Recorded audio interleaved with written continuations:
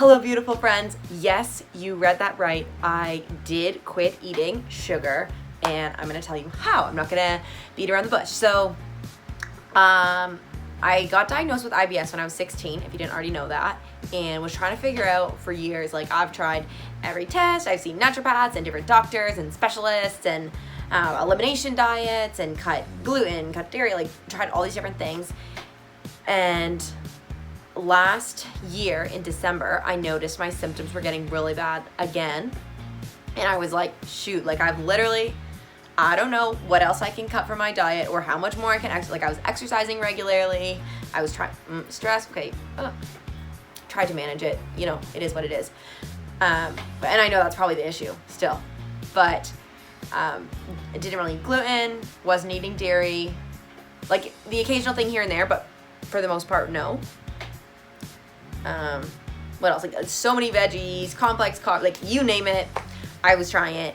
And one day, and like my bloating was still really bad. And one day I was at Crave, which is a coffee shop in Kingston, and I had one of their cinnamon rolls. And if you have had a cinnamon roll from there, you know they're so good, like literally so good. And I also had the biggest sweet tooth, and I just ate too much sugar that day, I think, and I felt awful. Like my brain was all foggy, my stomach hurt, I had no energy, I couldn't focus. Like it was worse than like, it just really hit me.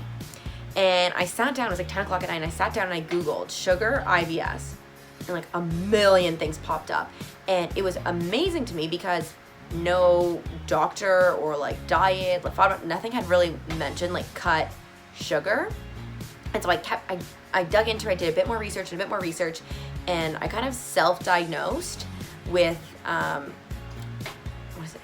Fructose Malabsorption is the name of it, the fancy name. And what that means is your body can't, like lactose intolerance, you can't digest lactose because you're missing the like lactase enzyme.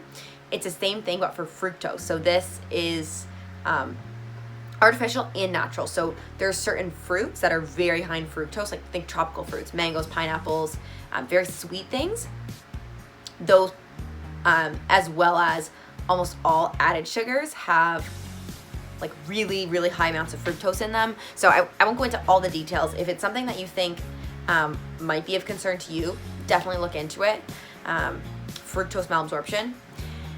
But I was like, shoot, maybe this is my problem. And I was like, I guess I've got to try cutting sugar. So it was like literally December. It was just before Christmas break. And I remember I was thinking, okay, well maybe I'll wait till the new year. And then I was like, you know what? There's no better time than the present. Like don't wait till the new year, start today. So I literally like that night, I felt so gross. I decided like that was enough motivation for me. 30 days, I'm gonna quit. And I told myself, you know what? It was December 17th. That's like days before the holidays. And I knew I was going home and there was gonna be Christmas cookies galore and desserts and everything. And I decided, I'm like, you know what?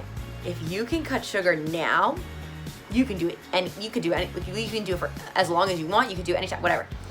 So I literally, again, 30-day challenge, made a tracker. And I started crossing off, and I had just finished reading about habits, so don't break that chain. And so the first day, sucked, and then I got to the second day, I was like, well, if I did it yesterday, I can do it again today. And then on day 3, it's like, well, you've done it for 2 days, you got to keep going. And every day, it's like you just one more day, you keep going until you get to that 30. And honestly, the first 2 weeks sucked. Like the thing about sugar is, I cut refined sugar. So I didn't worry too much about the high fructose fruits, but any kind of refined sugar. So I was checking ingredient labels, and any kind of high fructose sugar, out. So chocolate, out. Candy, out. You get the picture. And there's a lot of foods too that you wouldn't think have sugar in them that they do. So you get the picture. Tough. And even a lot of like protein bars, like things that are branded as healthy, a lot of them have high amounts of added sugar. So anyways, I went home, and honestly, it was probably one of the hardest things I've ever done, because the amount of like self-restraint when those desserts are right in front of you and everybody else is eating them and you know you can't, and it's hard. But I think that's where having a powerful why comes in. And I think that this comes for any goal. I knew I needed to cut it for 30 days to figure out is this what's wrong, like with my stomach? And if this is gonna help me figure it out, that's way more important than having this one cookie right now.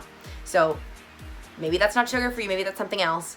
But when you want it bad enough, you're gonna find a way. And I couldn't have done it alone. My mom, my sister, my family and friends were so helpful, and they were completely on board and so supportive, and even tried to find ways like, oh, we'll have like some fruit for dessert as well, so you can eat that. And we're just really, really amazing and helpful and supportive about it. The first 2 weeks were so hard. Sugar is addictive, so when you get it out of your system, you stop craving it because it's like literally addictive. So after the first 2 weeks, then it got so much easier, and I kind of started to feel like I had control. Like when someone asks, oh, do you want a cookie? It's like, oh, no, thanks, not right now. And having the power to say no, so important. Whether that's no to sugar, whether that's no, like whatever it is for you, the power of saying no is so important. So yeah, I did it for 30 days, and I was like, well, shoot, and I felt so much, like I didn't even miss it by the end. I felt so much better. Like I felt like I could think clearer, and I just had more energy, and I wasn't getting these like sugar crashes, and I just felt so good. So I was like, well, if I could do 30 days, I could do 50. So I did it for 50 days. And I found different ways to like have treats and stuff that I could have and things that I could enjoy. Like one thing is sugar-free chocolate, and I already loved dark chocolate before. And if you like milk chocolate, probably not for you, but it's like 100% chocolate, which a lot of people are like, ooh, you eat that? But I think it's so good. And just from like the baking aisle in the grocery store, Baker's chocolate, it's blue. But I love it, and that's become my replacement for chocolate. What was I gonna say? So yeah, did it for 50 days, and I was like, I'm gonna do it 100. So I did it for 100 days, and it was just habit. Like that was, how I ate, and I developed new habits, and I was happy and whatever. And then I did fall off track. Like we went to like a birthday party type thing, and there was just a whole table, and I was so hungry, and I was like, well, I'm gonna have some. And so I had a little bit, and I was okay. And then throughout the week, I kind of had a little bit, and then a week later, I got this really horrible stomach ache, and I was like, this is why I quit. So I went back to no sugar, and now I'd say like I have enough control that I can have like one cookie and then be like, and that's enough, thank you. Before, if I saw a plate of cookies, I would just like keep eating cookies, keep eating whatever.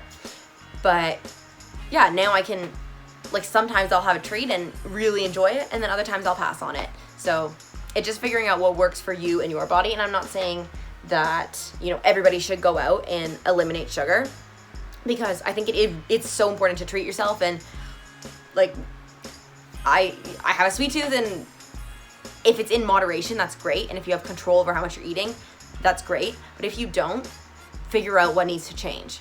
And again, start small, and consistency is key.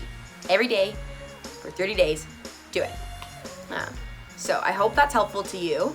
And if you have more questions about how I don't eat sugar, or how I replace it instead, or what I do, definitely comment below, and I'm happy to answer them. Or if there's enough questions, then I can make another video about how I quit and the stuff I kind of eat now, like certain like protein bars and stuff. Like there's a lot of things without added sugar in them. So yeah, I hope you liked it, and like, comment, subscribe. Bye.